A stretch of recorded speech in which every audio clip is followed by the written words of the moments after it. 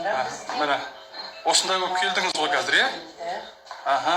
Қанша болды ауырып жүргеніңізге? 2 ай болып қалды, иә? Өстіп, уже әрең-әрең жүріп жүрсіз, иә? Аха.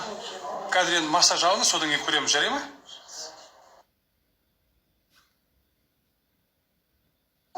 Свободно хожу, представляете, действительно. Машок Рахметовке. Смотрите, как я хожу. Ары қарай барыңыз. Боль не чувствуешь, Гульмира? Вообще абсолютно нет. Енді бері келіңіз енді. Бері келіңіз. Енді мына жаққа бір ауыз айтыңыз. Қалай келдіңіз? Жаңа қандай қиналып келдім, мен уже 2-3 айдан бері осылай жүре алмай жатырмын ғой. Аха.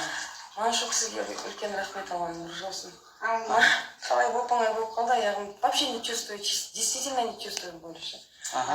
Это как будто надо бір өтірік жасап жатқан сияқты, да?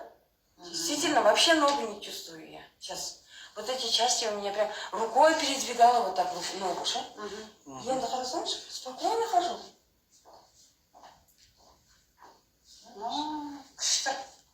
Енді осы қуанышыңызбен бәрімен бөлісесіз ба? Бөлісемін әрине. Тағы да келіп 10 күн алып отырсамын ғой, Құдайым берсе де.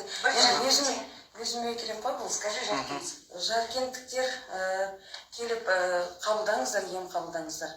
Осындай мүмкіндікті пайдаланып қалыңыздар. Бізге бір күшті мүмкіндік келіпті.